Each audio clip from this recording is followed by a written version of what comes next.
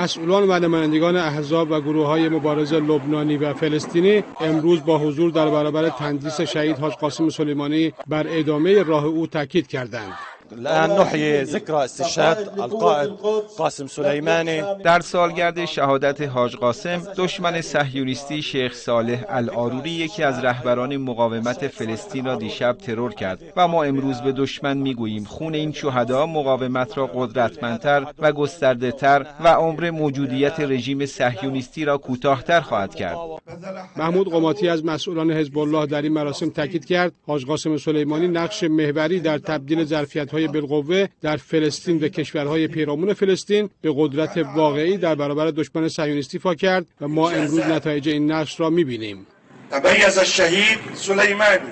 حاج قاسم سلیمانی امروز از یمن گرفته تا عراق و سوریه و لبنان و در قلب فلسطین حضور دارد. ترور رهبران و فرماندهان محور مقاومت برای دشمن صهیونیستی بسیار گران تمام خواهد شد و ترور صالح العاروری نیز بی‌پاسخ نخواهد ماند.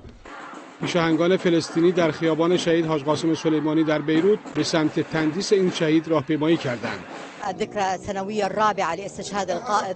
در 4مین سالگرد فرمانده بزرگ جهان اسلام حاج قاسم سلیمانی و یارانش بر ادامه راه او تا آزادی کامل فلسطین و نابودی اسرائیل این غده سرطانی در منطقه تاکید می‌کنیم.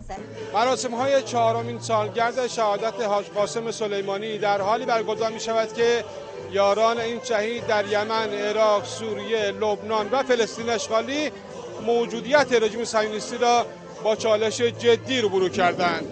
سید محمد حسن حسینی، خبرگزاری صدا و سیما، بیروت.